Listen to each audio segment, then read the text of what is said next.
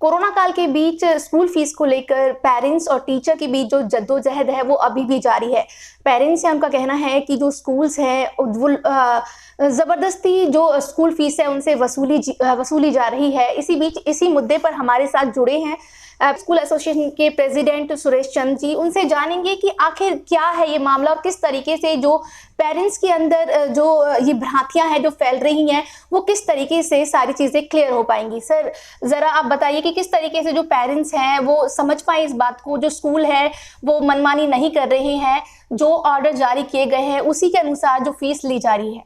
हाँ, नमस्कार, मैं Suresh Chandra, president HPSC Faridabad state district president बोल रहा हूँ।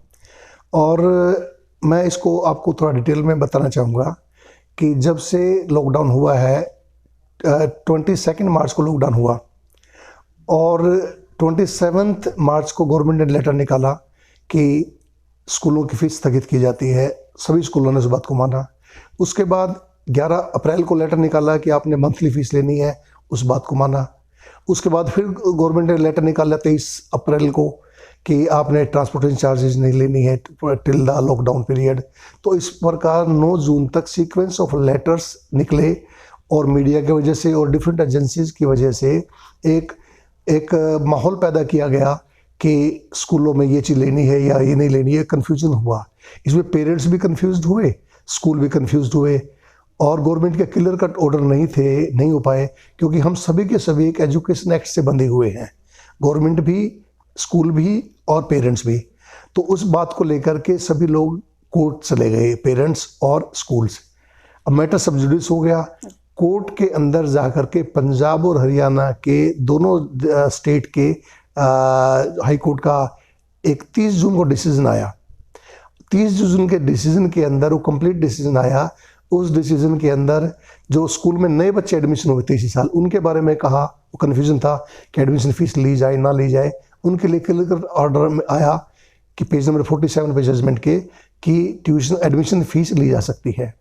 पॉइंट नंबर 2 पर कहा गया कि ऑनलाइन क्लासेस जो स्कूल दे रहे हैं या ऑनलाइन क्लासेस नहीं दे रहे हैं, दोनों स्कूल ट्यूशन फीस ले सकते हैं। ये सिंगल बेंच के जजमेंट में बात कही गई।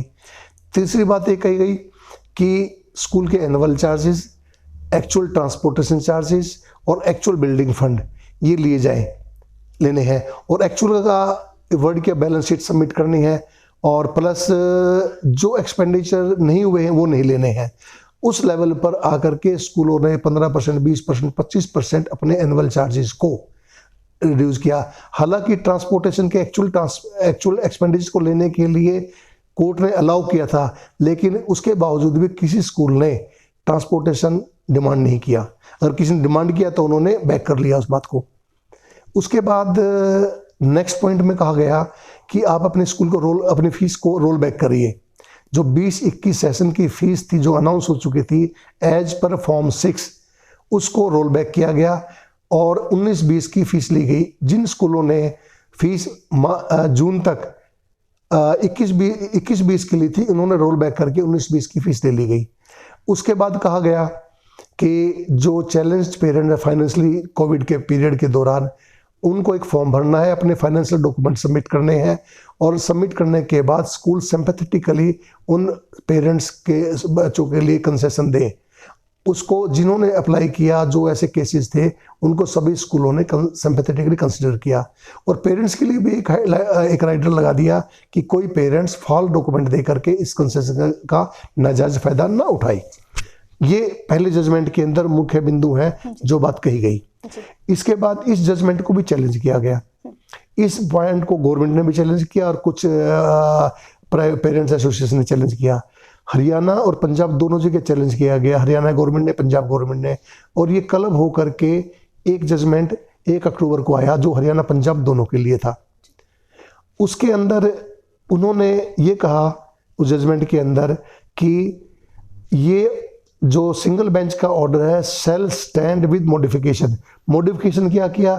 पहली जजमेंट के अंदर कहा गया था कि केवल वही स्कूल जिन्होंने ऑनलाइन क्लासेस दी हैं क्लासेस या नहीं दी हैं, दोनों फीस ले सकते हैं। मॉडिफिकेशन क्या की है?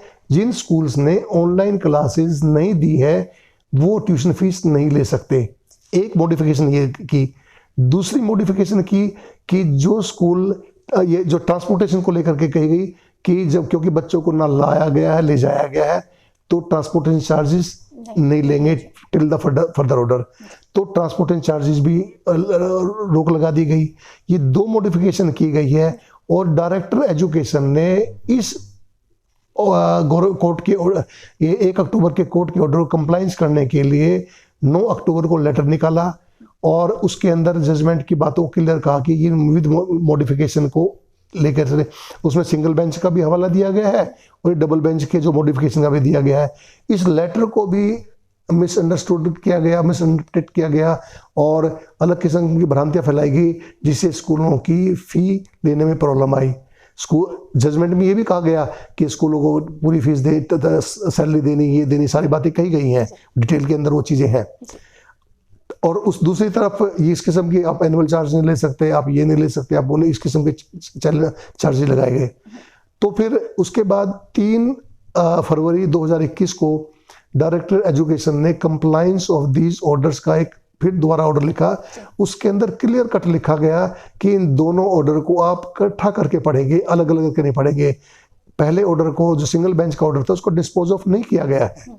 उस ऑर्डर में क्लियर कहा गया है, ये 2 मॉडिफिकेशन थी जो मैंने बताई कि आप जो स्कूल ऑनलाइन क्लासेस नहीं दे रहे हैं वो ट्यूशन फीस नहीं ले सकते हैं, बाकी ले सकते हैं।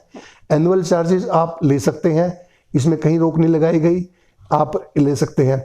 केवल ट्रांसपोर्टेशन की बात को कहा गया, ट्रांसपोर्टेशन नहीं ले सकते हैं। अगर मैं अंत में एक बात कहूँ कि स्कूल ट्यूशन फीस 19-20 की बड़ी हुई नहीं, पुरानी फीस वो ले सकते हैं, एनुअल चार्जेस ले सकते हैं। अगर कुछ बिल्डिंग फंड, उन्होंने लेटर के अंदर लिखा फीस एंड फंड्स। फीस का मतलब ट्यूशन फीस, फंड्स का मतलब जो स्कूल का प्रिस्क्राइब्ड फंड हो सकता है, that could be annual charge, that could be building fund, ये आप ले सकते हैं। और इस तरह के हम स्कूल सारे हमारे स्कूल के एसोसिएशन के सभी मेंबर पूरे के पूरे कोर्ट के ऑर्डर को from the day first follow कर रहे हैं, आगे भी करते रहेंगे। हम कहीं पर भी कोर्ट के ऑर्डर की या गवर्नमेंट के ऑर्डर की अवहेलना नहीं करते हैं और करते रहेंगे। और पेरेंट्स से भी अनुरोध करेंगे कि क्योंकि स्कूल अब सुचारू रूप से चलने की स्थिति में, एग्जाम्स का पीरियड आ चुका है, अपनी जो ड्यूज़ हैं अपडेट कराएं। और मान लो कोई पेरेंट चैलेंज है वो अपने स्कूल को अप्रोच कर सकता है, वहाँ पर आपको डेफिनेटली स्कूल आपको कंसीडर करेंगे इस बात को लेकर के। सर, तो एक सवाल मैं पूछना चाहूंगी कि जो पेरेंट्स के अंदर अभी भी जो भ्रांतियां फैली हुई है, जैसा कि अभी आपने बताया सारी चीजें बड़े अच्छे से क्लियर किया है, क्या वो पेरेंट्स को भी ये सारी चीजें क्लियर हो पाएंगी? हाँ, मेरे ख्याल से ये इस इंटरव्यू के माध्यम से, न्यूज़पेपर के माध्यम से ये क्लैरिटी होनी चाहिए। कई बार क्या होता है, कुछ लोग जिनका स्टेक पे कुछ नहीं लगा है, they are not the actual parents, तो वो लोग इस किस्म के अपने तरीके से पॉलिटिकल एजेंडा बना करके इस तरीके से भ्रांतियाँ फैलाते हैं डिफरेंट लेवल पर। और मैं तो कह रहा हूँ कि अगर हम कहीं कोर्ट के अगेंस्ट जाते हैं, हम कोर्ट कंटेम्प्ट करेंगे, और कोई अगर हम गलत जा रहे हैं तो कोर्ट में कंटेम्प्ट डालिए, हम उसको फेस करेंगे। मैं जो कोर्ट में एक लाइन है एग्जैक्टली HPSC उसको फॉलो कर रही है। जी, थैंक यू सर। वेलकम।